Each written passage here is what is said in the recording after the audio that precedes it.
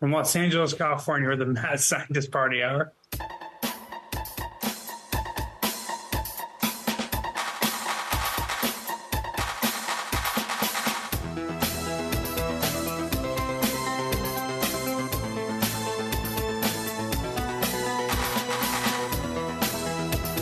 Oh, hello there, friendos.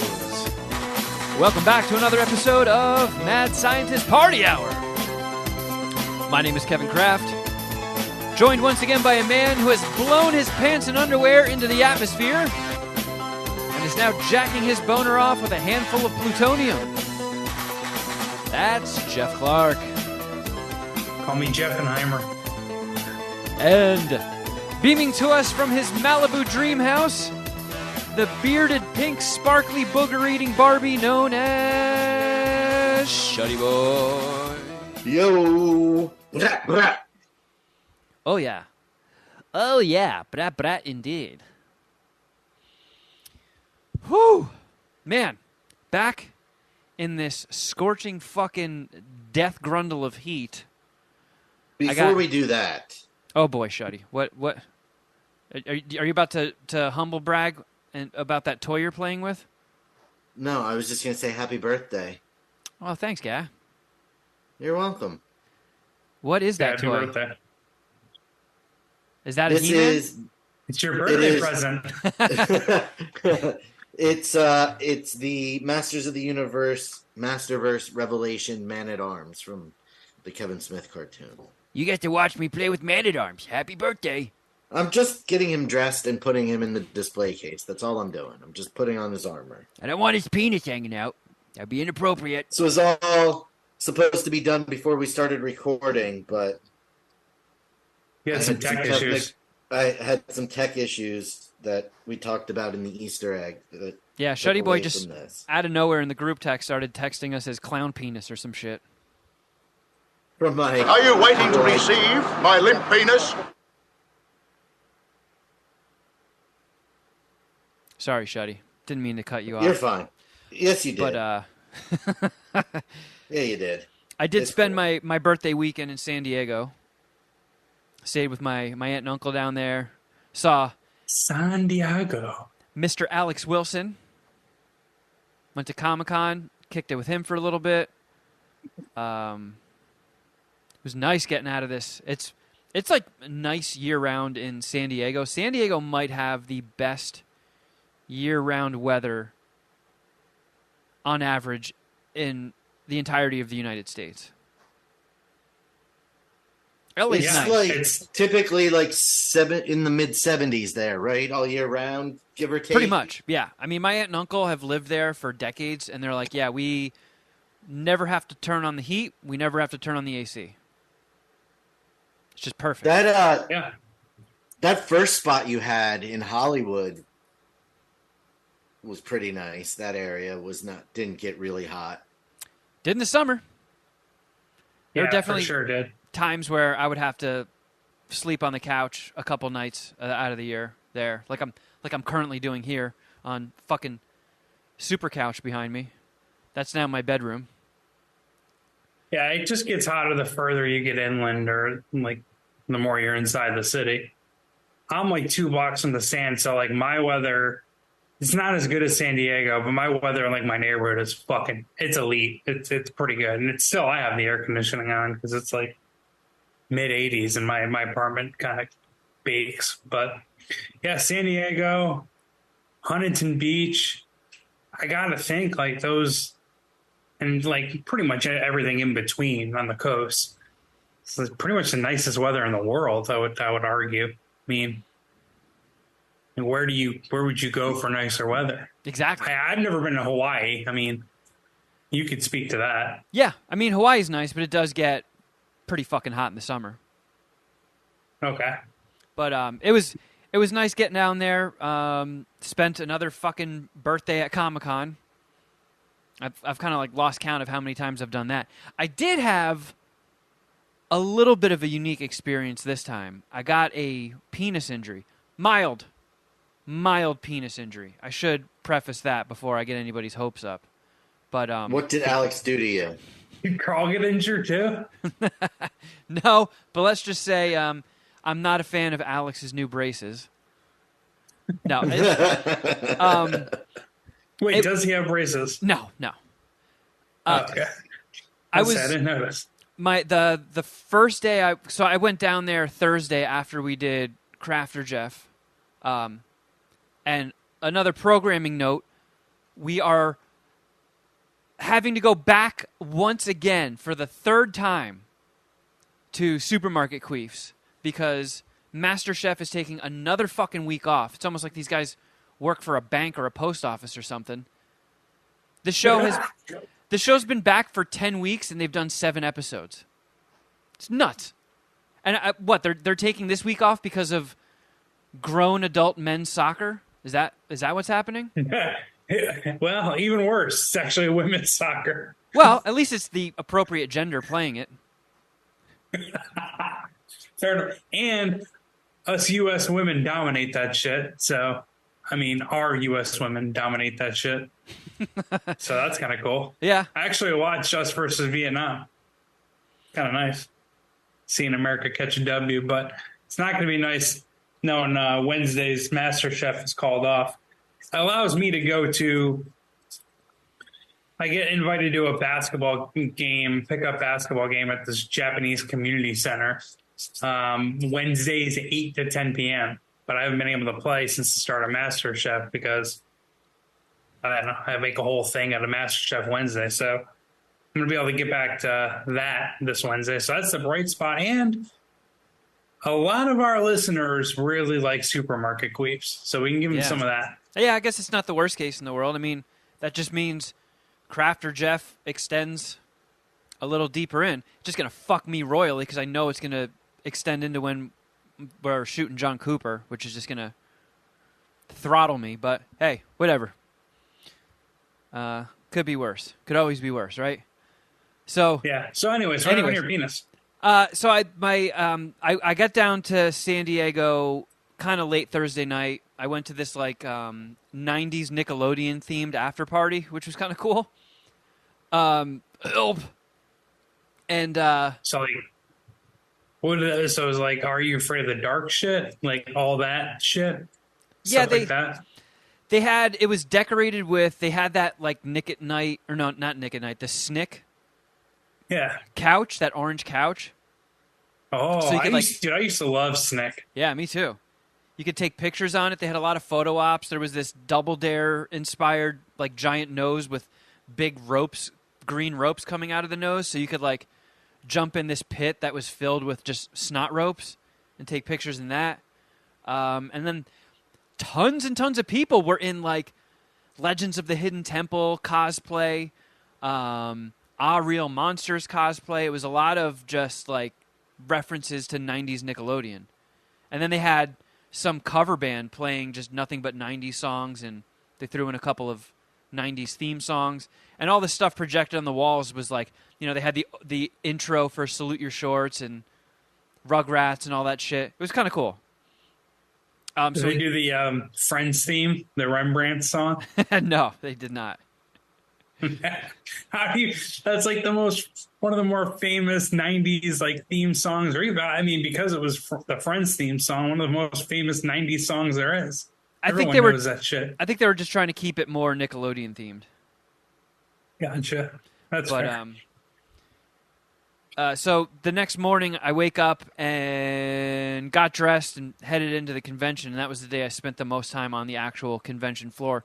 And I was wearing my like black ninja pants because I wanted to be a little comfy. I knew it was going to be hot, and you know sometimes jeans just makes you sweat your ass off. So out of nowhere, my fucking ding dong gets itchy, and I wanted to give it a scratch because every second that passed, it exponentially got itchier, and I also didn't want to look like a deranged grizzly bear and just scratch it like I would if nobody was around. Just be like, "Aah!" and just itch the hell out of my dick.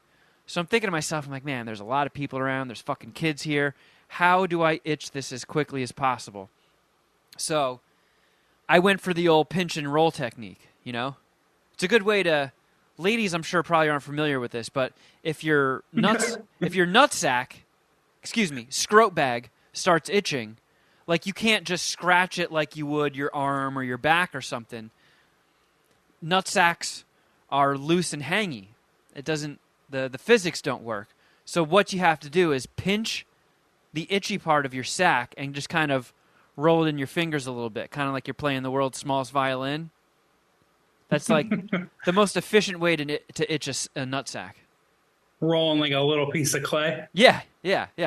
Like finishing off a joint. knocking the cherry off of a blunt. Yeah. Just squeeze it like that. So I was like, I'm gonna itch my penis that way. So I tried to do it as fast as possible. So it was like a fucking hummingbird couldn't have caught it. I went like, whip, and it didn't hurt, but I itched my penis in record time, and I went on with my day. And later on, when I whipped my dick out to take a piss, I had burst a blood vessel on it. Like I was a little too aggressive. So there was on the shaft? Yeah. So there's just like this big, like deep dark red mark on it. And it might have thrown me for a spin if it were my first penis injury. But I've had a couple. You're a penis injury veteran. Yeah. And they bounce back quick. Dicks, I think, were you got mad penis resilience. Yeah, but dicks were kind of built to take a beating. I mean, just look at male masturbation. If that was any other limb, that thing would be battered and fucking bruised. But, they stand when up. a woman beats my cock. Like I got one time in the ring, I got punched in the penis by Forrest Griffin and completely fucking bruised it, basically from head to root. And then I told that story a while ago about how one time I was going to a rave in Philly, and I took an E-bomb in the car and was not expecting a very long line to get into the place. So I start rolling, and then I have to take a piss, and I didn't want to get in line. So I pinched the head of my pee hole to help assist me in not pissing my pants. And I found out when I got home that night that I had held the pinch for too tight and too long, and I just pulled the skin off, or the area around my pee hole. Yikes. So when I saw this, I was like, I'll get over that. That'll be an easy one. Hey, you don't need to miss time for that. Yeah. In fact, Ding Dong is already back to normal. It went from a very deep, dark red, busted ass blood vessel to, Ding Dong's back in action, baby. But I had a pimp on my nutsack for like a week that I was a little nervous about because I've never had a pimp on my nutsack, and I was like, oh no, what does this mean? So I literally Googled, what does a pimp on your nutsack mean? And Google's response was, it's like a pimple anywhere. As long as it's on the skin, then you're good. If it's not on the skin, you might want to check that one for testy cancer. Oh, So- okay, like on the inside. I was like, how would it not be on the skin? What would it be, like hovering above it like a halo? Like, It's got like a fucking penis dingleberry just dangling. oh no, I have a pimple on one of my nutsack pubes. But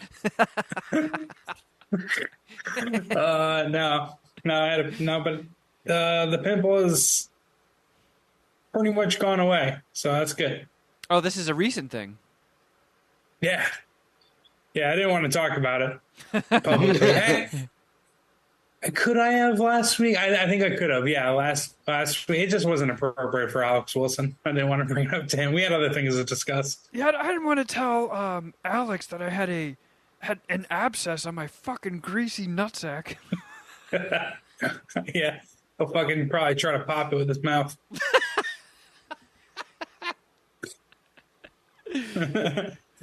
But I mean, Comic-Con was pretty cool. But with That's the what we're SAG talking about. strike, all the panels got canceled. There was no Hall H shit, which is what people camp out for. Like, people get tickets to Comic-Con, and they basically will sleep outside for days just so they can get into Hall H, which is where, back when Marvel had tons of surprises to announce in the movies, and they would have panels with, all the actors from the Avengers showing trailers and all that shit.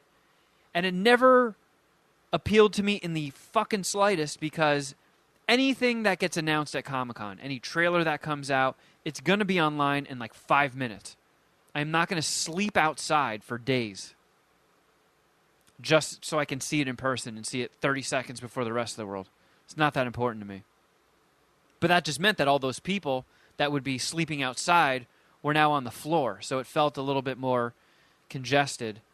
And, some people were wondering, asking themselves the question, well, maybe it'll be a little less congested, because if people are there just for the star fuckery, they will pass. But, I mean, Comic-Con badges are so fucking hard to get, and they're also so expensive that if you get one, you're not missing the show because famous people aren't there. You're just like, all right, well, I'll find other shit to do. I'm not missing Comic-Con. So was it more or less packed? It was more.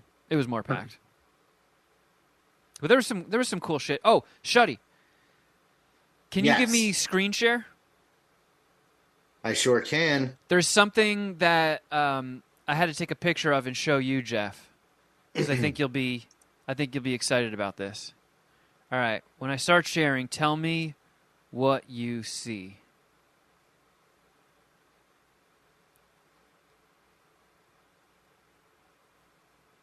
Can you see it? Yeah. It's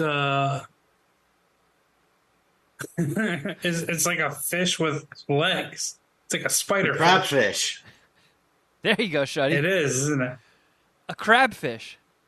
I'd eat the shit out of that. I found a picture of a crabfish. It kind of looks like a spider bottom, though, right?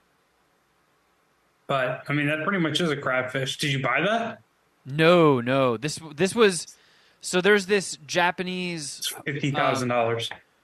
horror manga artist, Junji Ito, who he started doing these horror comics like 20 years ago or maybe even longer than that. Maybe even started in the 80s, but he's gotten a huge cult following, so they had this display of some of his original art, and that shit didn't even have a price tag on it. It was just like, yeah, none of you motherfuckers can afford this. Just bask in its glory. If you has to ask, it's too expensive, right? Yeah.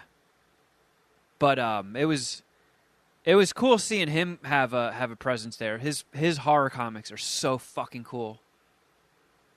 I guess his biggest one is Uzumaki. What's that, Geoff? Oh, Sam, I was looking at your Instagram. I saw you met the Chainsaw Man. Yeah, Chainsaw Man was there. There were quite a few of those. That was cool. The biggest thing was, like, I feel like for years it was Harley Quinn. Every girl was dressed as Harley Quinn, and that was the most popular cosplay. Then Demon Slayer came out, and then every third person was in a Demon Slayer costume. And now it's Barbie. Barbies and Kens, as far as the eye can see. I'm sure we'll talk about that later. But it was fun. And Carl had to do like a work dinner on Friday, so she had to meet me in San Diego. But she finally got to go for the first time, and she found some cute stuff she enjoyed. And it's always cool seeing the costumes and shit, but the BO is still fucking rampant. You know, like those outdoor eateries in tropical places. Well, I guess like LA has a few, Florida has them, where when you're eating outside in the summer, they just have those misters going, kind of just gently spraying you to cool everybody down. They should have one of those at the entrance that just sprays like Dracar Noir. Cologne. Axe. Yeah, just missed these stinky motherfuckers because you'll be walking round a corner and then just get punched in the face with a fucking BO Hadouken, and it is nasty. It's a stank that you can't really find anywhere else on the world other than the Comic-Con floor. That BO is a very unique kind of putrid. But it was fun.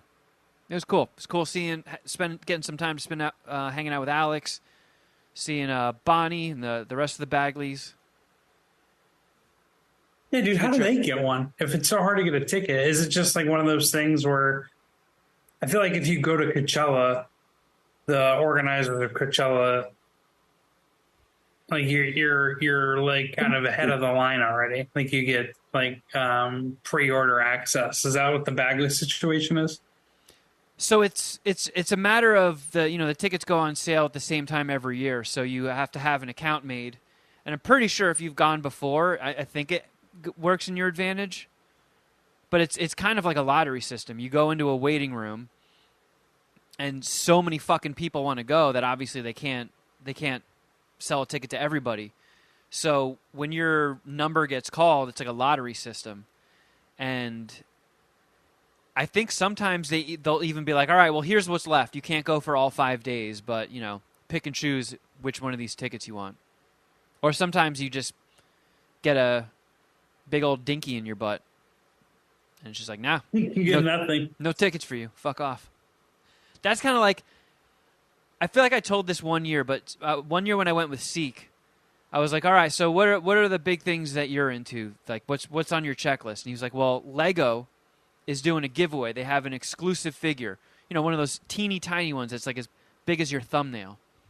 He's like, they're just giving them away.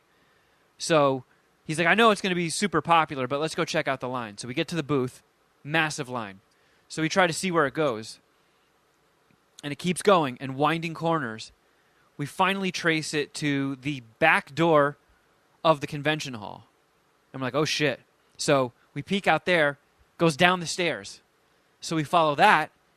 It goes out the back door to like the marina area, to the water. And then a quarter mile down the fucking road. I couldn't fucking believe it. All for You're in Carlsbad. a teeny tiny little Lego man. And then he drops this bombshell on me. So once you get up to the front of the line, there's an iPad. And you tap it. And you either get a good cop or a bad cop. If you get the good cop, they hand you the little figure for free. If you get the bad cop, they boot your fucking ass and you get nothing. I could not. That's like an 8-hour wait for the chance to get With no absolutely guarantee. nothing. Yeah, fucking nuts. And then he was telling me that like the people that get them flip them online for like $500, $600 for a teeny tiny singular little Lego guy. Well, in that case, you can argue it being worth it. I mean, $500 or $600 for an 8-hour workday is how you have to look at it. It's not bad. Yeah, that's a good point. But if you do that 8-hour workday and you get the bad cop, I'd flip that fucking table over. I would have like a Molotov cocktail prepped in my back pocket and just light that shit and torch that place. Like, fuck that. I'm melting all those little bastards. That'd be my last fucking Comic-Con. Yeah. But yeah, did Benihana for my birthday. Went full basic bitch. Couldn't even party. I drank like 2 drinks, got tired, smoked some weed, passed out. That's how. Who'd you go with? That's how you do 41. To Benihana? Yeah. I just went with Carl and my aunt and uncle. Alex Wilson couldn't be bothered to go to Benihana. He had something cooler pop up at the last second that he went to. So he ditched you?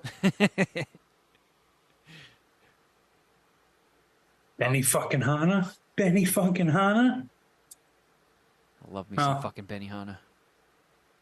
It was I awesome. know you do. I know you do.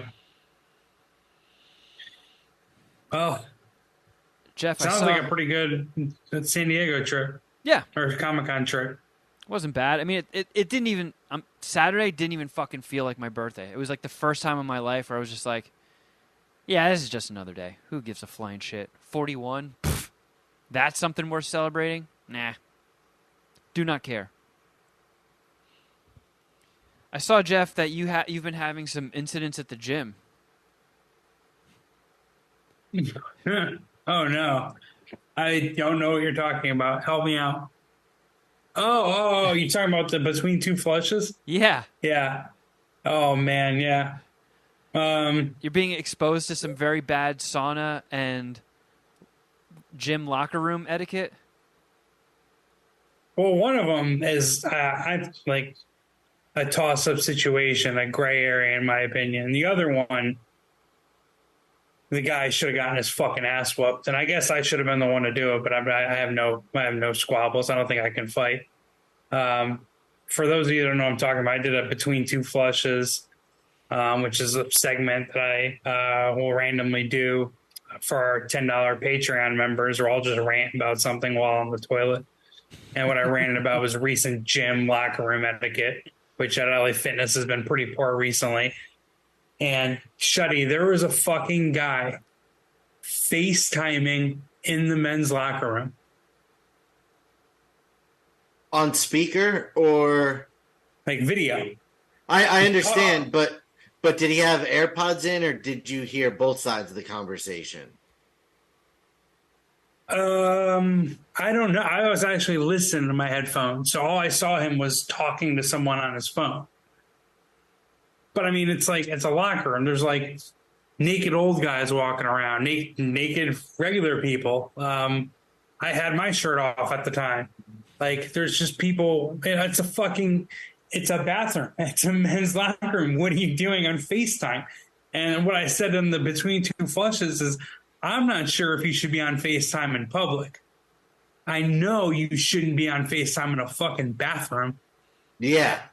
I mean, I don't want to sound like a little bitch, but isn't that some sort of illegal? Like what the fuck? Yeah, but don't you remember know. there was like some Playboy girl who Yeah, but she took a picture of an old lady and then fat shamed her. Yeah, she was like, "Oh, look at this horrible ass." Like if I can't unsee this, all of you have to see it, and people scorch her for it. For sure. But you're still going into a private room where people get naked and change, streaming video. Like, granted, it's odds are it was only to one person, but like, could have been a group of people just like FaceTiming each other. Like, yeah, nobody wants their fucking dick and ass going out. Like, I'm honestly, how many other people were in there? Was it crowded? Not really. So he was FaceTiming by the sinks, and there's a wall in between like the row of sinks and the locker room. There's no like door. You just walk from there's like sides of the wall. And then beyond that, there's a doorway into the bathroom, into the sauna, and then into the showers and then the pool area. So he was still in the locker room, but on the sink side. So like, I only saw him. It was him and his buddy, and like I said on the between two flushes, they were like Aerosmith side by side, like on the FaceTime together with this fucking their friend. Were and those it was guys only me and those two? Were those guys nude? No.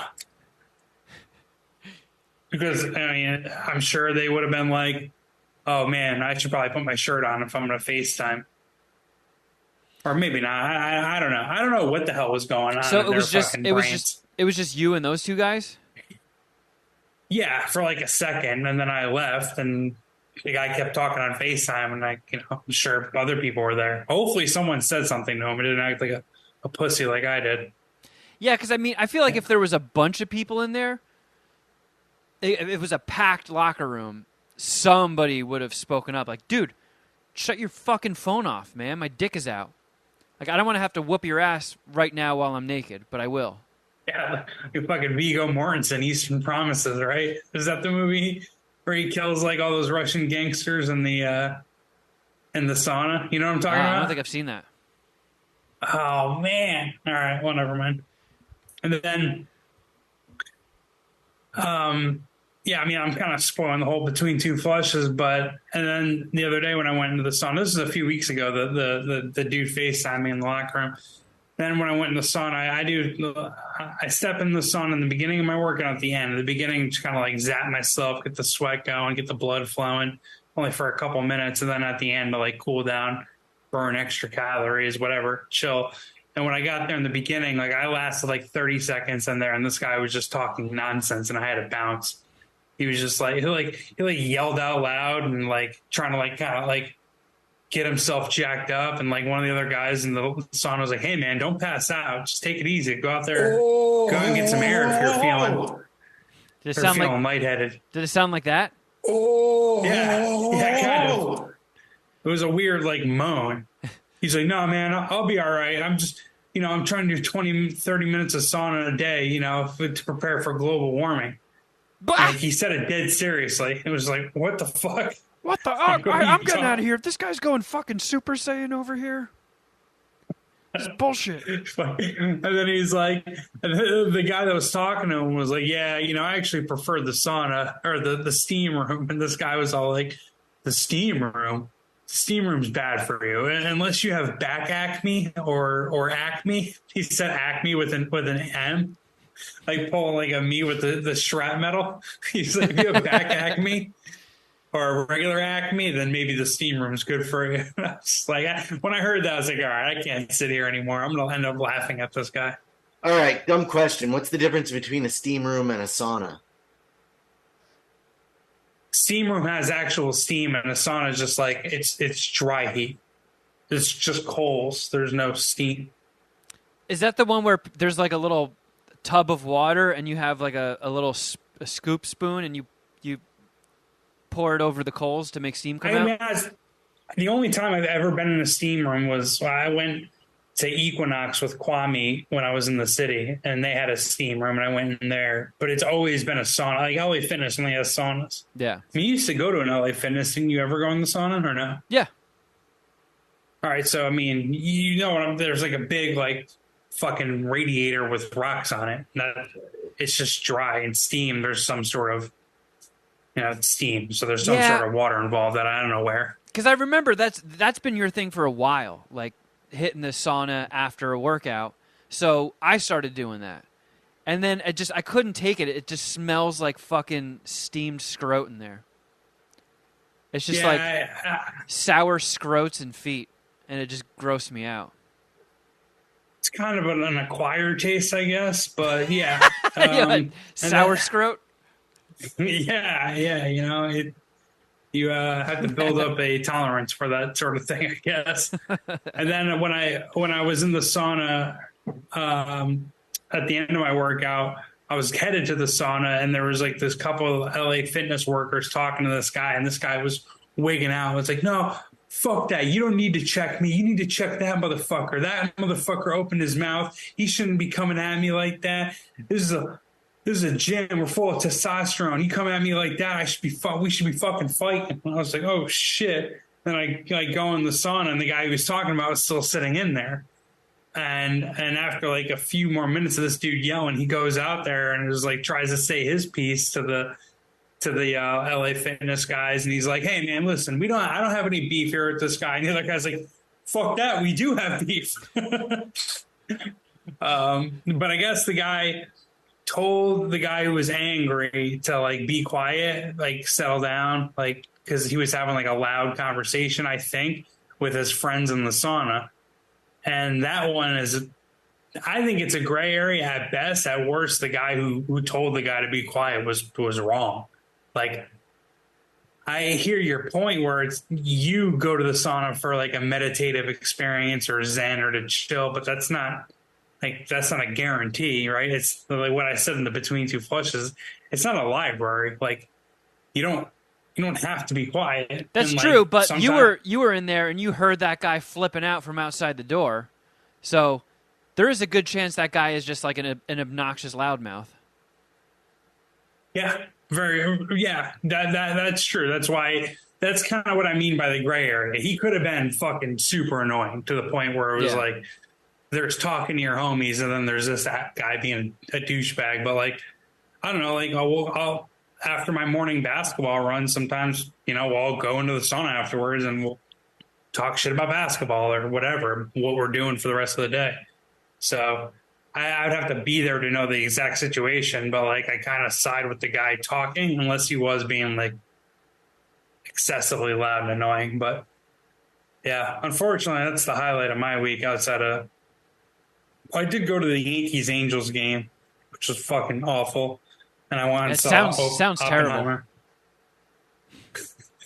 Then I went and saw Oppenheimer, which we'll talk about. When you go into the sauna, are you butt naked or do you have like trousers on or something? Trousers, yeah, I wear slacks and suspenders. Yeah, I go in. No, when I go there, slacks and a turtleneck. when I go in the beginning, I'm wearing like my full gym setup, so just gym shorts and a t-shirt, and then on the sauna before I leave, I take my shirt off. Yeah, I mean, that was another thing that kind of bummed me out why I stopped going in the sauna, because like it always reeks, and then there's always some like old fat hairy guy, all bulbous and shit with his fucking little prick hanging out, like just like this pathetic shriveled up little dick just sitting on the wood, and it's like, meh, can't put that away. Like, do you have to be sitting there doing the Sharon Stone, like, I don't know, cross your legs or something, or put a fucking Dixie cup over that shit? I want to see that. Your shame. You're fucking Noted. Kevin is not a locker room guy. Not really. People are just too aggressive with their dicks.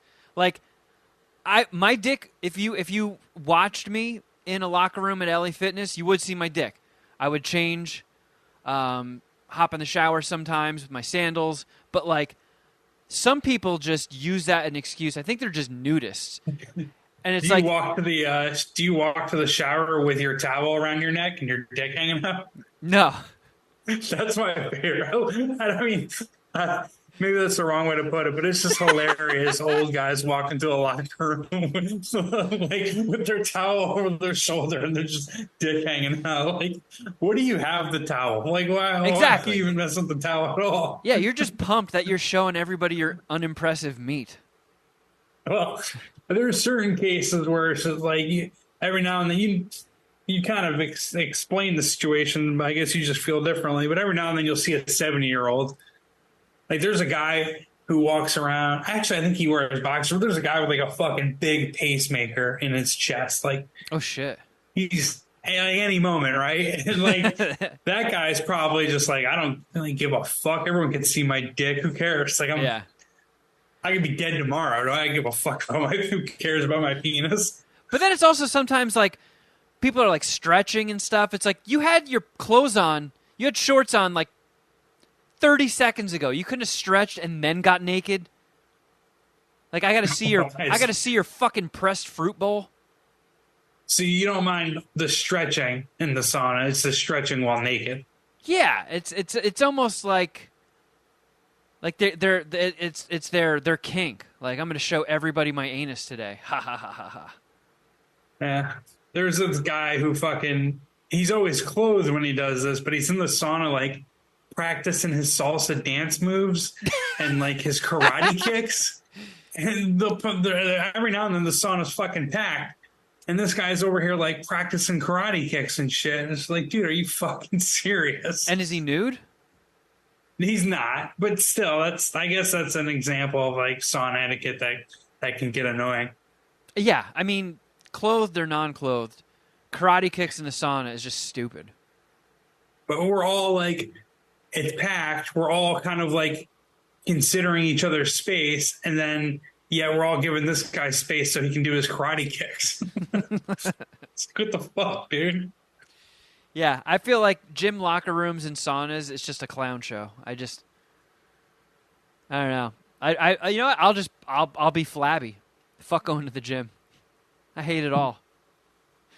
I'll hear some good stuff on the sauna. The other day there was, I don't remember specifically. I can't speak to the specifics on this, but they were talking about conspiracy theories, and one of the guys just talking about how his political affiliations have shifted. Like he used to be like super Democrat, and now he's noticing the woke politics and some of they're pretty much just talking about the swamp. It's like, all right, cool. But he was a younger dude, so I don't know. But I like good sauna conversation. It's fucking. What about if it's obviously hot and it's like it passes the time to talk to someone? What if they're nude? Are you bummed out if a naked Then Geoff guy is on his knees in front of them. Oh, Presenting. keep telling your story. I'm just gonna drop down here and suck your cock a little bit. Just fucking try. Wait, I've talked to naked guys in the sauna. Most of the guys that go in the sauna aren't naked. Oh, really? That would be, because if you sit on the fucking wood, like your nutsack can get burned. That shit could hurt. Dude, at the fucking LA Fitness in Hollywood, you would go in there and still see the sweat marks of a naked ass and then the little heart imprint of someone's fucking stinky sack just sitting there. Yeah, for These sure. motherfuckers. I feel like your stack needs to be toughened up before you can do stuff like that. Yeah, there's like a little smooch of a poo stain and some ass hairs hanging out. Someone shat on the goddamn sauna seat. Or they just didn't wipe good enough. Oh man, skid marks. That's brutal. Yeah, it's too much. I mean, if I was rich and had my own sauna, that's another story. I would make sure it didn't stink like gummy bears and nut sacks and like no one's asshole prints except for my own. Didn't your own boss or your old boss, didn't he have a sauna or was it just a cold plunge? No, he had the sauna and the cold plunge. Yeah, he had both. But Pretty sweet. Yeah, I don't know. That stuff just bums me out. I have no interest in group saunas with strangers.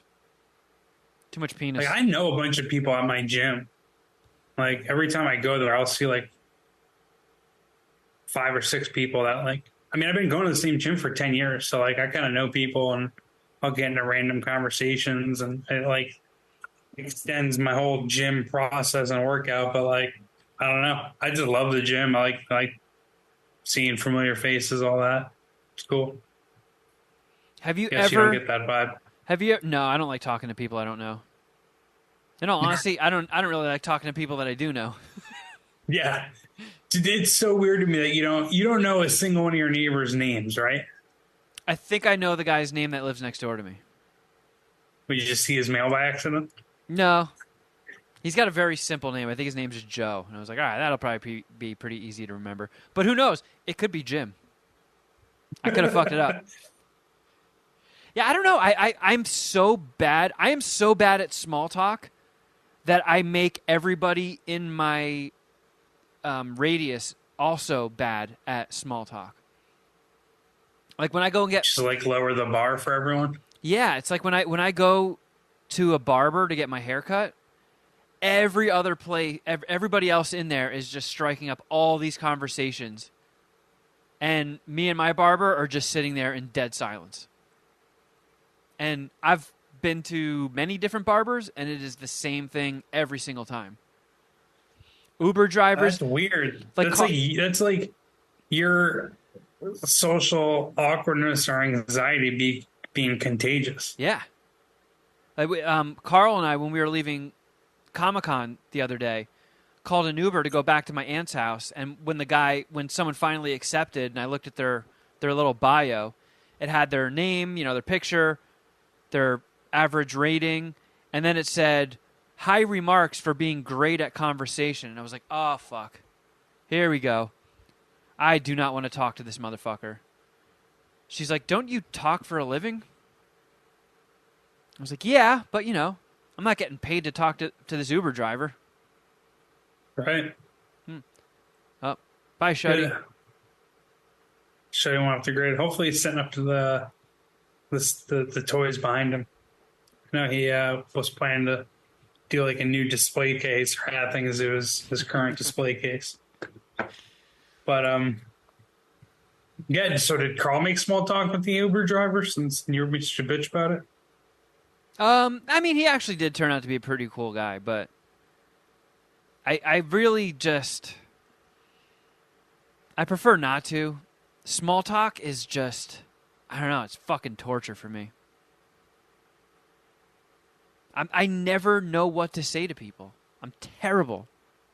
If somebody else is good at small talk, I can hang, but they have to do all the heavy lifting. I'm just fucking awful at it.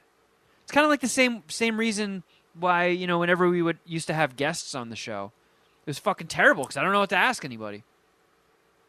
Like even all these You're people, a bad interviewer. yeah, Think? all these people whose work that I respect and people that I'm huge fans of came and gone through the show, and they sit down and I'm like, I don't know what to say other than I think you're cool. I'm you so seen bad. Any movies recently? Yeah, that's pretty much it. That's all I can do. If you want to talk to me about movies, I can keep that going for a while. But like my cousin had some friends over for dinner. I guess it was last night. Yeah, we had dinner with my aunt and uncle and my cousin and a couple of her friends, and then hit the road back up to L.A. But the whole time I was like, I don't know what to say to these people. I just suck. Well, you're going to like dinner, or you hang out with Carl and her girlfriends every now and then. Like that doesn't help you with your small talk thing, or No. is it? Do you not? I guess you might not consider it small talk if you're going to like dinner or a thing with. Kind of. And they pretty much just do all the talking. Nobody really gives a shit what I have to say anyway. Fair enough. So, baby. What's up? I guess Twitter was taking its logo off the building, but Elon Musk didn't get a permit for the equipment, so the San Francisco Police Department shut it down. It's like, what? I can't just bring in a crane? Start operating on a building? Like, no, you fucking idiot. You got to file paperwork. Why does it always seem like every day is Elon Musk's first day as a human? Yeah, it's one of those things where, I mean, he just can't be that dumb. He's not. So he just is an inconsiderate fuckwad. I think that's what it is. He's just a piece of shit. He's shitty human. I mean, at this point, is it just abundantly clear that he got forced into buying Twitter due to market manipulation? So I think he was pretty much just talking shit about buying Twitter so he could be, I don't know, an edgelord or whatever the fuck he's trying to do. Gets forced into buying it, makes one of the worst deals in the history of business, and then just institutes the most bonehead, stupid, obviously bad decisions across the board endlessly. Is it clearly like this just a tax move, kind of like when streamers take a movie off that had been on, like Disney Plus is just like wiping content off. HBO is just wiping content off, and then they chalk it up as a tax loss. Do you think Elon realizes how bad buying Twitter fucked him? So he's just like, I'm just going to pile drive this thing into a fucking landfill and try and cut my losses by getting a tax break. Like burn down a house for the insurance almost? Pretty much, yeah. Or is he just burning it down for the sake of burning it down? I mean, did he spend $50 billion on it? Something like that. I mean, he's close to that rich to where he could do that, but that's a big number. He also tried to get out of the deal, if you remember. Right. Yeah, he was just talking shit. Yeah, he didn't really want Twitter. He was just talking shit, running his mouth. But they're like, dude, doing it publicly like this is fucking market manipulation, and now you're locked in and you have to buy it. Yeah. I don't know. Huge cheese dick. That guy just keeps fucking making blunder or bonehead mistake after bonehead mistake, and I'm here for it. I can watch it all the time.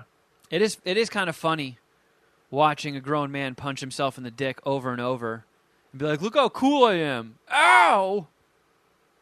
All right. And I like Twitter. I don't know. Bums me out. I mean, Despite the motherfuckers banning me. yeah.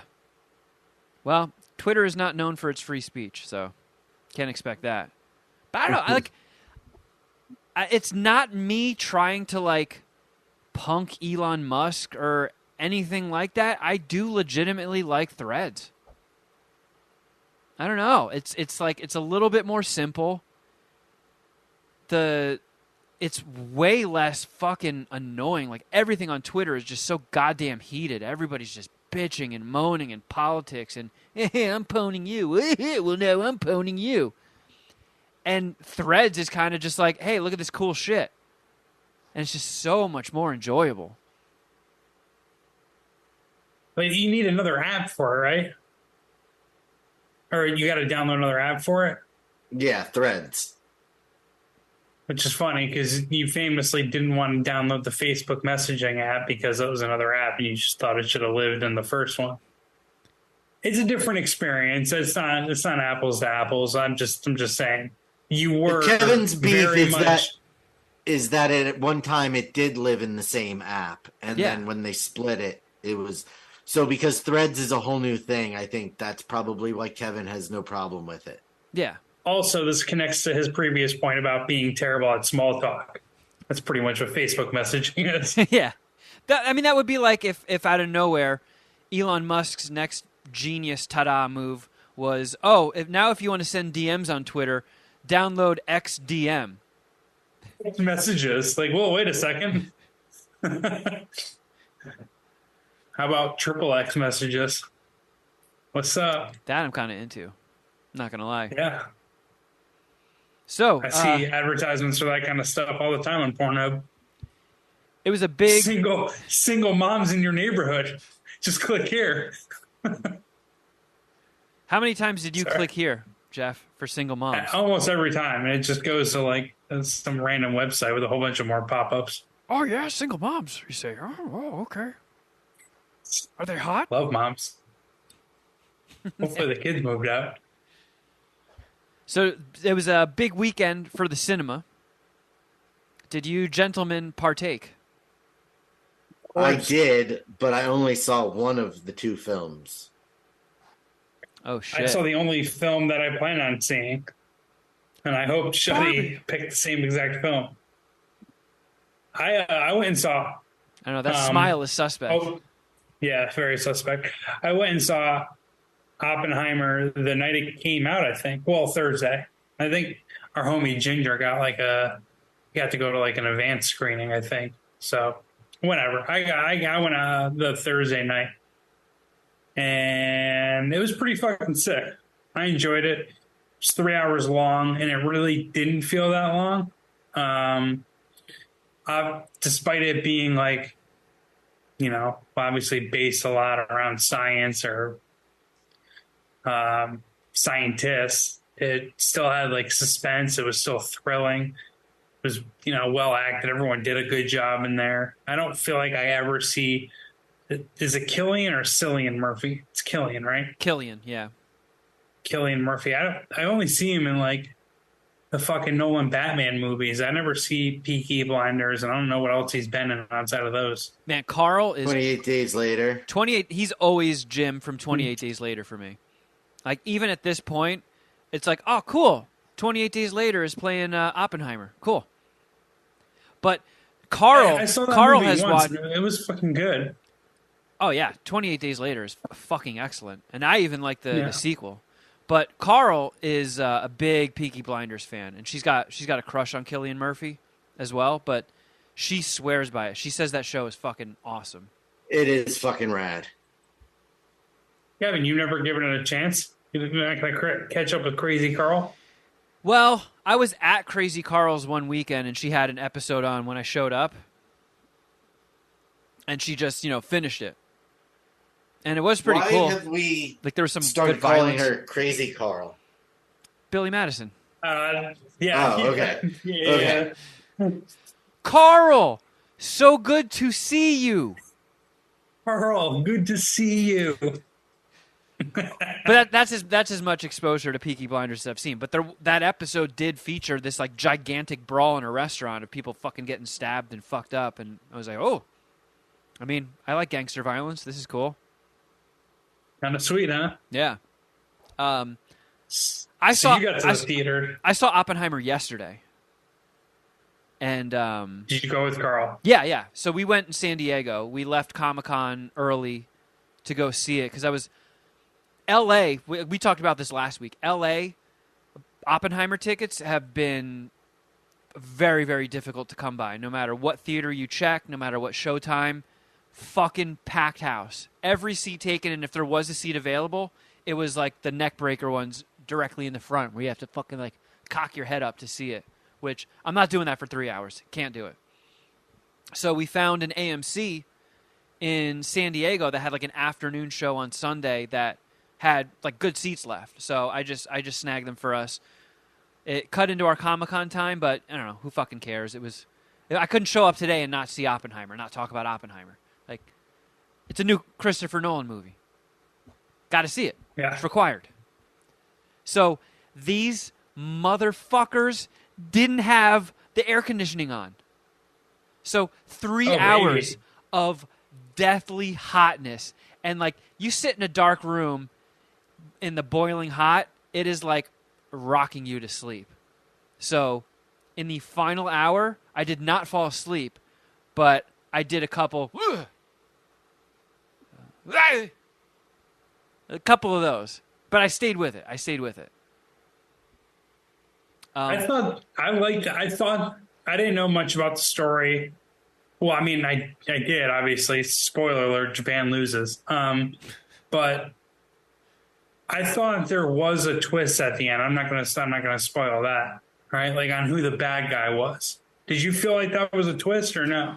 Or did you kind of see it coming the whole time? No, I didn't. And I guess if you were what? Which were you saying no to? I didn't see the twist. Okay. Yeah, okay. I didn't see that coming, but I also didn't fully understand it. I will admit that during the whole science and theory shit, I was like, I don't fully understand this, but I still understand it. I get it. I get what's happening here. All the scientific discussions, I feel like they did a pretty good job of keeping laymen's like myself who don't have fucking degrees in nuclear physics or whatever, feeling like I'm keeping my head above water in the conversation. You know what they did, which was smart, is every time they went to the chalkboard, they didn't really explain what they were doing on the chalkboard. Because I think he just knew, like, all right, if they start explaining this, everyone's going to get lost in the sauce and just like, yeah, it's going to go over everyone's head. And plus, it probably would have been like another like couple weeks to like add to the script writing process. Like, oh, now I have to learn them. Like, yeah. No one's going to learn fucking quantum physics to be able to write about it. But like the one of the things that they tell people who are screenwriters is don't do a lot of flashbacks. Like, it interrupts the flow of things. It's much easier for an audience to digest a movie by keeping things linear. And if you are going to do a flashback, make sure it's fucking worth it, because it's a lot to keep track of. And Nolan is a masterful filmmaker. Like, I feel like, you know, people like to throw the word genius around a lot. Like, Kanye West is always patting himself on the back, talking about how much of a genius he is. And, like, he made it to the top of the music industry. He made a fucking fortune from it. So clearly he's good at making music. I don't like it, but he found enough people that did where it made him filthy rich. But I guarantee you put Kanye West in front of one of those fucking blackboards, he doesn't know what the hell's going on either. So he's not a genius. He is just good at selling music to people. I do believe Christopher Nolan is a genius. I bet you that guy is infinitely smarter than most people. But he might be almost too smart for his own good, because all of this leaping back and forth and all the character names you had to keep track of, especially towards the end, I was just sitting there like, ooh, I feel pretty dumb. I don't know who, like they're just referencing a guy. I don't know who that is. There was a big turn, and it was presented in a manner like, ooh, big surprise. And I was like, yeah, it seems like a big surprise, but I don't think I get it. See, I kept up the whole time. I knew what was going on. Shuddy, you haven't chimed in yet. You didn't see this one, huh? This is not the one. This is not the one I went to see this weekend. Fair enough. It was hard to find 3.5 hours to see this. That's going to be the challenge with my work schedule, and I'm not about to clock into a 3.5 hour movie going experience at after 9 p.m. Yeah, that's what I did. I had to get a fucking coffee at dinner, I think, to keep it running. But I stuck with it the whole time. I was interested. Obviously, love Nolan, and I didn't see Tenet, but people said Tenet was just fucking confusing as hell, and you didn't really know what was going on. It was. And I kind of got that vibe from just reading about it or hearing about it from friends. But this one I didn't find to be confusing. But I see your point too, Kevin. What's up, Shuddy? Is there really like a 15-minute sex scene? No. There is a sex scene, but it's not that long. Okay. No. I wouldn't even say it's gratuitously long. I mean, you do see some boobies, which always cool. Never bummed out at boobies. Well, that kind of gets into one of the things that I liked is like the story did move along, even though it was 3 hours. Like they didn't stay bogged down in one scenario, one scene. And yeah, there was flashbacks that were bouncing back and forth in between like timelines. Like the foundation of the story, Shuddy, is Oppenheimer applying for an extension on his Q clearance, which is a security clearance dealing with atomic weapons, nuclear weapons. Actually, kind of a crazy story. I told this in college, and my friends didn't believe me. And you guys might not believe me either. It's well, you're a lot of things, Geoff Clark, but I would not ever call you a liar. Well, maybe my father or grandfather is a liar. That's how this story would play out. Gotcha. But yeah, my friends clown on me for years about it. But anyways, my late grandfather had a Q clearance, and he was a nuclear weapons tech. Like the science wasn't his, but he could put together nuclear weapons. Like he did put together nuclear weapons for the Navy. He was a Navy officer. And there was a time, now John Oliver actually verified this, but the American military has and the American government has a history of recklessness with their nuclear weapons. So the segment that John Oliver did years ago, since obviously well after I graduated college, and had I been in college at the time, I could have been like, oh, see, it fucking did happen. But he talked about how there have been times where the United States military has lost nuclear weapons or accidentally armed them or like shit like that. And while when my grandfather was stationed in Hawaii, the Navy ship that he was on set off the trigger of a nuclear weapon. And so was Grandpa Clark was like trying to spit game to some like female commander, be like, oh, so what's inside those pantaloons of yours? and leans up on a control thing. Ank. Oh, abort.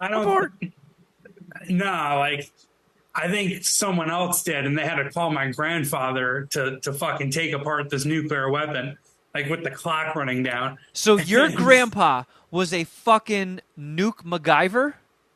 Yeah. So that's what he's trying to sell us. Yeah. That's the bullshit my father and my grandfather tried to sell. You know what? Much like Agent Mulder, I want to believe.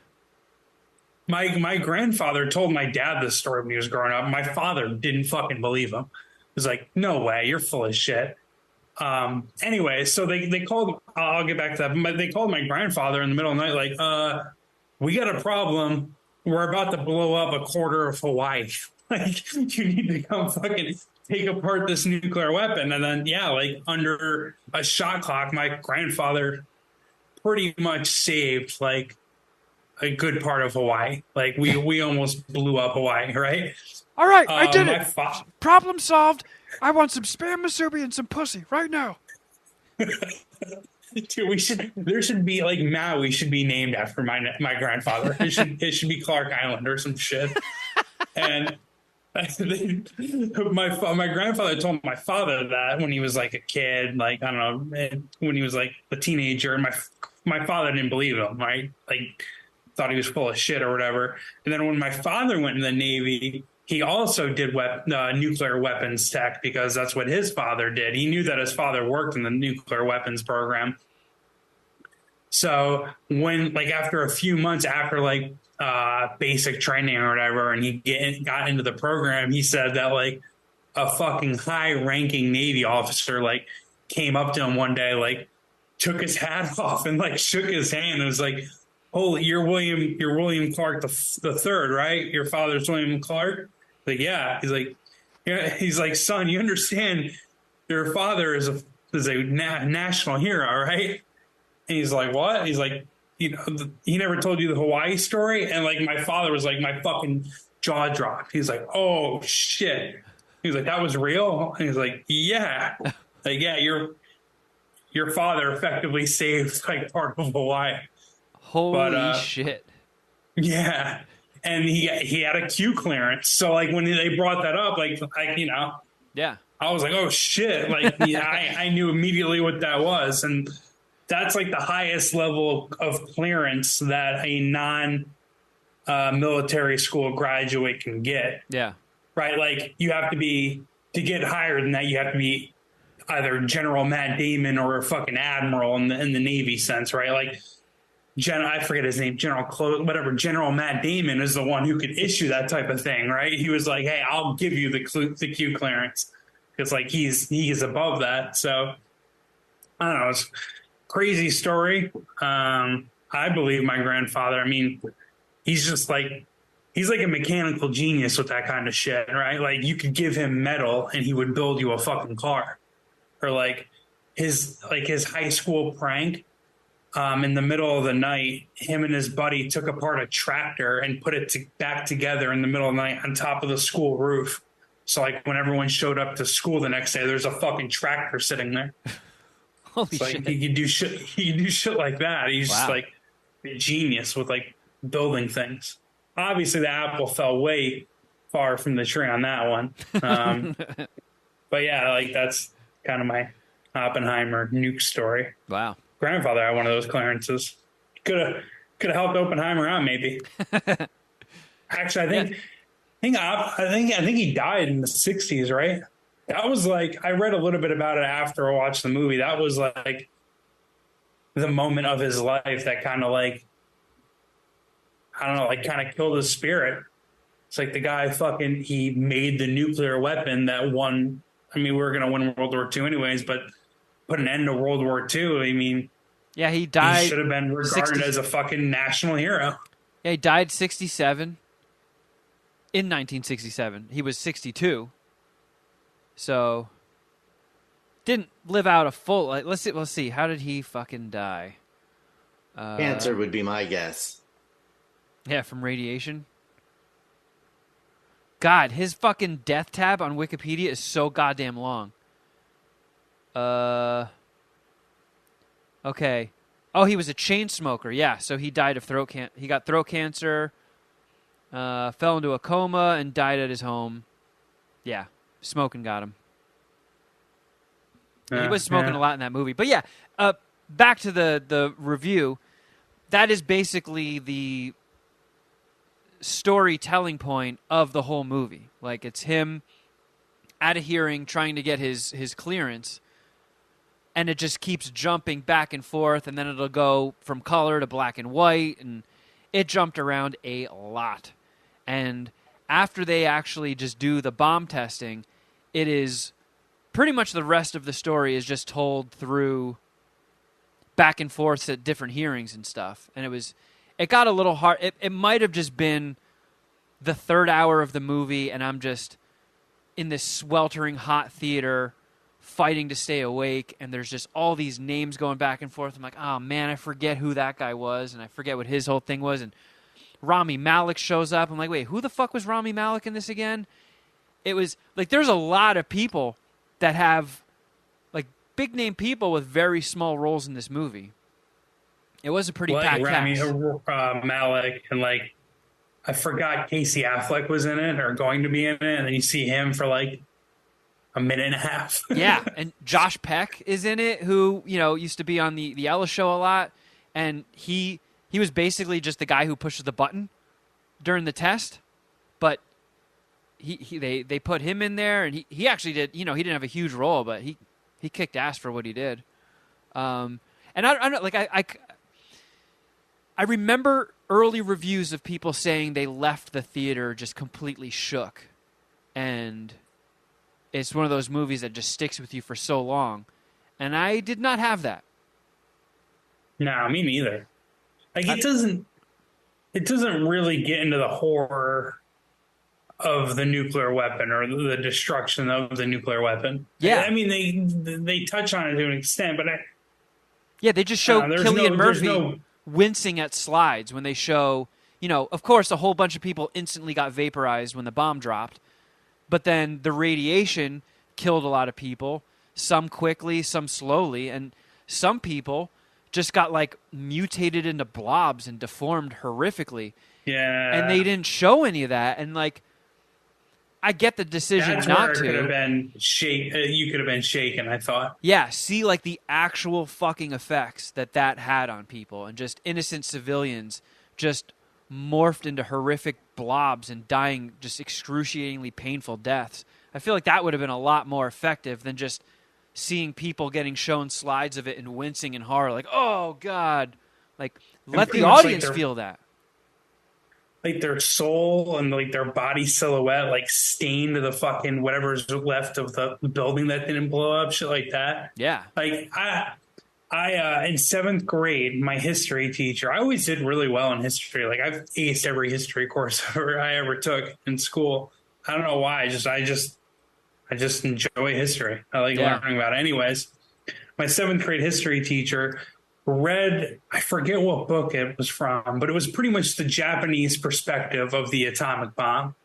And just like reading, like it was like a novel. So it wasn't like a biography or like a history book. It was written in a novel, but he just read like some of the stuff they were talking about, some, just like the horror of the nuclear bomb. And it like will always stick with me. Right? Like it'll always stick with me, just like how terrible that was. Like, I don't know. And so, yeah, to your point, it's like it didn't, like I thought it was pretty light with the damage and destruction of the nuclear weapon. Incredibly light, yeah. That was, for a 3-hour movie, to not even have the time to include that, it was a strange move. Yeah. But I will say, incredibly well acted. I am predicting a Best Actor nomination for Cillian Murphy. I'd say at this point in time, he's got good odds. He's got good odds of winning it. Ooh, I can pull that up though. They have Academy Award odds right now at DraftKings. I'll pull that up. I mean, it's just for Best Picture. He was fucking incredible. A great performance. But I don't know. While I did really, really like it, it wasn't the home run I was expecting or hoping for. I did like it a lot. I'll suck 4 Oppenheimer dicks. But I was kind of going in being like, here we go, another 5-dicker. I agree with you. If they trimmed the fat a little bit, made it a little bit shorter, and I don't know, use the storytelling, perhaps, taking the low-hanging fruit and showing some of those images of how fucked up people got from it, that could have boosted the score a little bit. But I was more disturbed by the Chernobyl miniseries on HBO Max than I was by Oppenheimer. And those early misleading reviews of like, oh, people are walking out of the theater horrified and disturbed. Yeah, did not happen. How many dicks are you sucking, Geoff? I'm pretty much right there with you. I'm not going to make the point of chopping the fat. I didn't think the movie was too long, even though I don't like movies really past 2 hours. I agree with you on 4 dicks, and I agree with you that I went into it expecting a 5-dicker. That's kind of how I felt about Interstellar when I walked out of it. Like Interstellar was a very, very good movie, but reading about it and going into it, and even like I don't think at that point Christopher Nolan put out even a dud, and I consider Tenet at this point a dud because I just never saw it and have no interest in it, and I didn't hear great reviews about it. But at that point, like I expected Interstellar to be one of the greatest movies ever made. And it wasn't. It was good, but it wasn't that good. And that kind of same type of thing for this movie. I give it 4 stars or 4 dicks, and I tweeted out something that I wasn't even joking about. I think No Hard Feelings is the best movie of the year. I do. I think that's the best movie I saw this year so far. I mean, I'm very interested in the Leo movie, you know, and Scorsese, Killers of the Flower Moon. Yeah. But Dune Part 2, that's also here on the awards Best Picture odds. I will say though, I saw favorite plus 150. I saw Interstellar in the theater, and I remember liking it, but being exhausted and confused by it. The second time I saw it, which I think might have been like New Year's of this year or last year with Carl, my first and only rewatch of it, I was like, oh, 5-dicker. I fucking loved it on the second viewing. And it had been a very long time since seeing it in the theater. But, because I kind of wanted to make an extra point. Maybe I should rewatch it. It was kind of like when the you know the PS5 came out, and it's like, oh shit, I have the capabilities of 4K Blu-rays now. And I was looking like, what's some of the coolest shit you can see in 4K? And Interstellar was the top of every list, so I got it. Just because I was like, all right, that makes sense. It is a very visually impressive movie. And I fucking loved it. But, yeah, I'm with you. 4 dicks for Oppenheimer. Shuddy, you didn't see Oppenheimer. What did you end up seeing? I went, and I'm sure you can hit the button. I mean, if I could find it. I see him rummaging around. Oh, wait. Maybe I moved it off of the main page, and it's on the Shuddy page now. I'm a Barbie girl in a Barbie world. Life in Plastic. It's fantastic. Yes, we went and saw Barbie.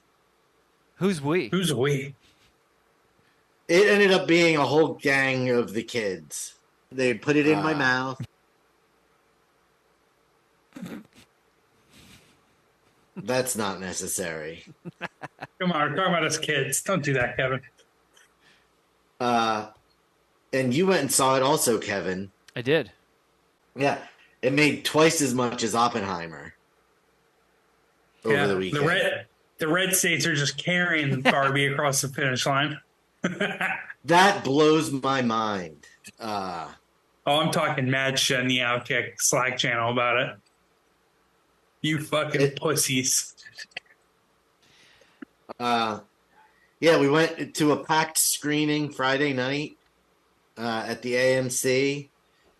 I buckled in for what I thought was going to be a terrible experience because the person directly to the left of me was a 4-year-old,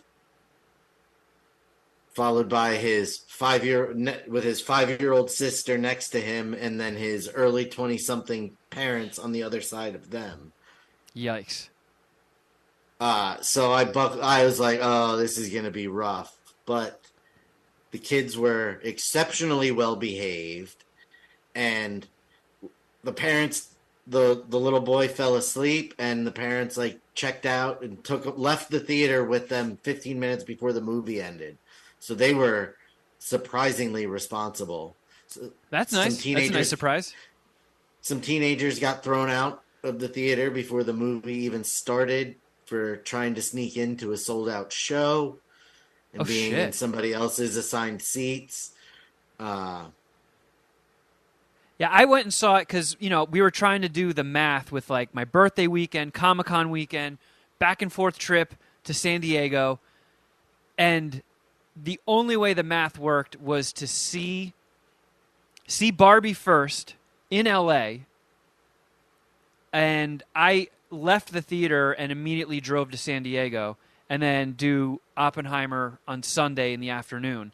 So I went to like a late afternoon showing at an iPick, and I beat Carl to the theater. So she got stuck in traffic. So I pick up the tickets, and the lady behind the counter is like, I'm showing up in a black fugitive shirt.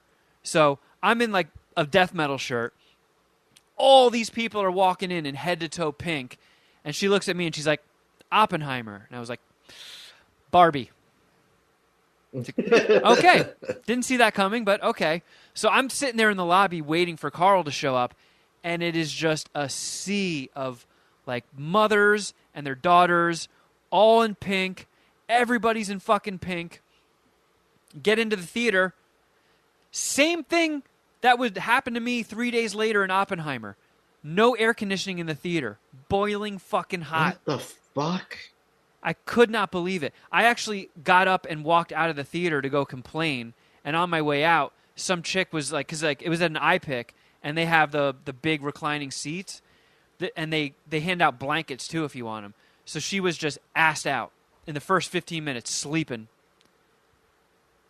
And they're like, oh, yeah, air conditioning's broke. Sorry. I was like, motherfucker. But a lot of children in the theater. It was me and Carl was on the left of me, and to the right of me was some little girl and her mom. I feel like 20 minutes in, this little girl realized that this was going to be a tough movie to get through because her ADD was kicking in, and she's just like fidgeting and squirming and rolling around and not even really paying attention to the movie. It was not the movie I was expecting. It went at Mattel's throat with a fucking vengeance. That was surprising to me that Mattel signed off on all of that. They scorched Barbie's legacy. It was impressive. I did not see that coming. And I'll give them props for it, too. Like, making a Barbie movie to just shit on Barbie's legacy and the toy company that put it out was like, ballsy fucking move. I tip my hat to you. Can you elaborate a little bit more on that? Like, how did they shit on their legacy? Well, there are some mean girls that say basically what spew every bad thing that's ever been said about Barbie, about setting unrealistic ideals and all of that other stuff. Yeah, like gotcha. the movies and how evil Mattel is as a corporation was a large part of the jokes. Yeah. And they even cracked jokes about the IRS fraud that the creator of Barbie got into. Yeah, like... Yeah. Mattel got fucking spit roasted in that movie. And it started out very innocent, like... It's almost like a Lizzo music video. Like Barbie wakes up and everybody's just going about their day. Everything's perfect. And then out of nowhere, Barbie's just like, you guys ever think about how one day we're all going to die? And it's just like a needle screech and everybody's like, what? What? And then she's like, I'm dying to go to the beach. And then everybody's like, yay! But, like, Barbie has a fucking existential crisis. She starts thinking about death. She goes into the real world because they're like, well, some little girl who's playing with you right now is really fucking up your headspace. So you got to get out there and figure out what she's doing. And Barbie just thinks that in the real world, the toy of Barbie empowered a bunch of young girls. And now there's, like, equal pay and women have full rights and everything's awesome. And then she just finds out that the world is run by men. Mattel is run by men. women make pennies of the dollar compared to the same jobs that men are doing. So they tackle a lot of those issues, which is got like all those blowhard middle-aged men on the internet all pissed off, like stamping their feet because they didn't like the Barbie movie, which is probably the funniest thing to come out of this whole fucking thing. Yeah, like, I mean, I knew going into it that we were not going, like, you and I were not going to be the demographic that this movie was going for, and I didn't feel real out of place until America Ferrara, right? That's her name? Close America enough. Ferrera started going on that double standard monologue about women. Then I was like, ooh, this is definitely not geared towards me. Yeah. I will say, though, I was not the type of person going in like, oh, my girlfriend's dragging me, or like, I hear it's woke, so I'm going to go and yell about it on YouTube. I was like, I don't know, this looks like it could be cute and charming. I don't give a flying fuck. I'm in. Let's see what's up. It was kind of funny. It had some really fucking good jokes. I had a lot of fun with it. It was silly as fuck for the most part, and it was a fun time. It was a really fun time. I even made a joke, I'm pretty sure I did it on the show, that I would be very disappointed if somebody doesn't get pantsed and they just show like a genitalless crotch. But they didn't do that, but they kind of went almost harder with it. Like, there's a scene. They really did. Where in the real world, catcalling scene, yeah, all these construction workers are like, "Ooh, do fries come with that shake?" And like, "Hey, is there a mirror in your pocket? Because I could see myself in your pants." And Barbie's like, "Well, I got some bad news for you. I don't even have a vagina." And Ken over here, he doesn't have a penis. And I was like, "Whoa, shit!" And then he tries to like make up for it by like, "Well, you know, I do have a pretty nice fleshy blob in my pants." Like, it went pretty hard it was PG-13, so I guess they're like, well, for PG-13, we might as well fucking use it. Like, there's a bleeped motherfucker in it, too. I was like, this Barbie movie's kind of going hard. But, like, all I could think about once it really got into the thick of it was all these little girls in this theater have no fucking clue what's going on right now. Like, the little girl and the mom next to me, the mom had to keep leaning over and explaining things. She's like, Mom, what's patriarchy? Like it. Okay. The one thing. They said it like 10 times. Yeah, it's definitely the word of the movie. But the one thing that I could. It's Barbie's family. Yeah. Like, the one thing that I could relate it to was when I was a little boy, and I went to the theater to see the live action Super Mario Brothers movie, and then walked out and was like, "What just happened? What did I just witness? That didn't seem like Super Mario Brothers." I'm very lost. I think the only difference is the adults leaving the Super Mario Brothers movie were thinking the same exact thing as the kids, while as the adults leaving the Barbie movie were like, yeah, that ruled. And again, it's the same thing with Oppenheimer. I feel like I liked it. It wasn't as good as I had hoped or wanted, but I was like a 3.75 dicker. I enjoyed it. I'll give it 4. I had a lot of fun. I mean, you are a Barbie girl, Shuddy. In a Barbie world. Well, I guess I'm the only one that did the full Barbenheimer. Did you see who did, though? You are. Quentin Tarantino. He was photographed walking from one theater to another one to do. He actually did the true Barbenheimer. We saw them both in one day. And I know there's a lot of people that are all like, rabble, rabble, rabble, rabble, rabble, shaking their fists, all pissed off at the Barbie movie. But it did the biggest numbers of the year so far?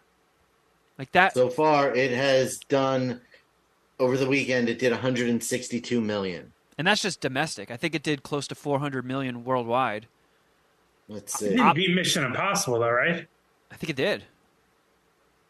Oh, Worldwide, it did 356 million. And Oppenheimer didn't do as well, but it still cleaned up. I think Barbie, had a price tag of 145 million. Oppenheimer was 100 million. They both opening weekend just made a fucking, like, obviously made the budget back and then just hand over fist. Tons of money. Like, big boom for the box office. You pair that up with Mission Impossible last weekend. Nice shot in the arm for the film industry. Now all these motherfuckers need to do is start paying people better and end the strikes. First weekend, Barbie is only 15 million shy of worldwide gross of Mission Impossible to date. To date. So 2 weeks of Mission Impossible and 1 weekend of Barbie. Yeah. God 2 damn. weeks of Mission Impossible, 370 million. 1 weekend of Barbie, 356. Whew. Damn. Look at that. Movies are fucking back. I think next weekend is that it's probably like a huge swing and a miss for you two, but I think there's a new A24 horror movie coming out that's getting good reviews. well, what's it called? This movie's going to suck. I don't know. Like, so I haven't seen a trailer for it. I've only heard the buzz, and I think because Carl really likes horror movies, so we're going to go see it next weekend. I might just go in blind. Just not see a trailer. I'll look it up to see the actual name of the movie. I'm looking it up right now. You're going in real fucking blind. Talk to me. There we go. Yeah, I've seen the trailer for it. It looks fucking stupid. Oh, here we go. Nice. Shuddy's pissed. Crisp runtime, hour and 35 minutes. Fucking love that. R-rated horror, into that too. I've never seen this. And then the weekend after that, Shuddy boy, Ninja Turtles. Yes. Are you pumped for that? I am, and our AMC still doesn't have the Ninja Turtles icy flavor. However, is still advertising it. I think they might have had it at the theater we went to in San Diego, but I was not ready to enjoy my Ninja Turtles icy during Oppenheimer. I was like, you know what? Fuck it. I'll just wait for the Ninja Turtle movie and get it then. Was it like an ecto cooler flavor? Dude, it's sour apple, which I kind of enjoy as a candy, and I don't think I've ever had a sour apple icy, but it sounds delightful. Geoff, do you have any interest in this Ninja Turtles movie? Probably not, no. I actually was just making fun of one of the guys that I write with now, Kick. He lives down there in the South. And I was making fun of how the South is so non-woke, and yet they all fucking went out and supported the Barbie movie. So he's giving him shit. Do you think it's like that whole scene in Private Parts where Paul Giamatti's like, what are Stern's numbers? What are his fucking numbers? I'm like, well, the average Stern fan listens for 2 hours a day. Most common answer, I want to see what he'll say next. All right, and what about the fucking Stern haters? Your average Stern hater listens for 3 hours a day. Most common answer, I want to see what he'll say next. So do you think it was just like the buzz of Barbie being woke? It was like, oh, I got to get a ticket and see how woke that is. That's exactly what it is. I mean, there's definitely some of that involved, but I think they secretly like Barbie. Those fucking pussies. Or is it just simply that this microcosm of social media outrage is contained exactly there and doesn't exactly spill into real life all that often? That's actually a very, very good point. Yeah, like I think the extremes on social media aren't consistent with society and how they feel about certain topics. Yeah. That's a good point. It's probably a mixture of all of it, really. But so I was making fun of him and he said he's going to go see Barbie with his fiance. And I was like, oh, I was too busy playing with Teenage Mutant Ninja Turtles. He didn't even ask me about the Teenage Mutant Ninja Turtles movie, but now that you're flipping it back at me, probably not. It's a cartoon, right? It's not live action? Yeah, it's animated. Correct. I don't know. Just not that interested in a fucking cartoon movie. What a chode. Like, isn't Spider-Verse a cartoon movie? Everyone says that one's good. Yeah. But it's not going to... I don't know. I haven't watched an animated movie in years. I can't even remember the last one. I feel like there's been something since Up, but Up feels like the last animated movie I went and watched. Maybe it was Ratatouille? No, Crawfish and Ratatouille came shrimp. out after It's her a before, fooey. I think. I saw Crawfish that one. and shrimp. It's a fooey. Is it Etouffee? I forget how to say it. God damn it. I think, no, Up. So Up came out in 2009. Oh, you're right. I just got Jeffed. Ratatouille was 2007. I can't believe you thought Ratatouille came out before or after Up. Well, I'm trying to think of other animated movies that came out since that I might have seen. I can't think of anyone. Did you see the Fantastic Mr. Fox? No. Let me dust this button off real quick. You have just been jacked. Fucking pussy. Bing, bing, bing. Well, Oh. I think we did it, fellers. We've come to the end once again, my friends. I'm happy that you did the Barbenheimer experience. I think the audience needed to hear from you in both movies. Yeah, I mean, enjoyed both. Wish both were the home runs that I was truly hoping for. I wish they both were better. Like, I don't think Were I'm you ever going to right? watch Oppenheimer again. I kind of think the same, but I haven't seen Interstellar again, and you kind of convinced me that I maybe should. So maybe with an Oppenheimer rewatch, you got to remember, next time you rewatch it, you'll probably be more into seeing it, even though you went to the theater, because you won't have the broken air conditioning. Maybe you can fire up some coffee if you want. You'll just might be a little more locked in, or you could even fucking rewind certain spots if you needed to, stuff like that. Take a double up on my dose of Ritalin so I can really pay attention. Yeah, but I mean, I don't know if I'm going to see it again. I like the movie, so. Yeah. Well, if you gun to your head, if you had to pick one or the other, do you go Barbie or Oppenheimer? I'd probably watch Barbie again, even though I gave Oppenheimer a better score. But you think Oppenheimer's a better movie? Yeah. Okay, interesting. There are some really good movies that you don't need to watch more than once. And then sometimes there are some crappier movies that, I'm going to watch this again. Give it a shot. And then there's Armageddon, which you probably should watch every month. All right, everybody, thank you so much for listening. If you need more MSPH in your life, this party continues. Sign up at patreon.com/Mad Scientist Party Hour. We do a bonus podcast every week, a little mini podcast goes up. 4 of those a month. And, we got fucking kersploinked on Crafter Geoff once again. So Supermarket Queefs will be taking its place this week, which I'm sure some people are pumped about. Help! And then the $10 tiers got everything else. The Between Two Flushes, Snack Attacks, What the Fuck Did I Just Watch with Shuddy and Dom, Kevin's Nerd Hole, a whole slew of Queef or No Queefs, a whole slew of Supermarket Queefs. Shuddy, look like you were about to say something. We are recording a new episode of What the Fuck Did I Just Watch tomorrow. Sick. The movie is probably the best Joe Piscopo movie. Oh. It's the only one that I can Heat? think of. Dead Heat, yep. I've never seen that. I got to watch it.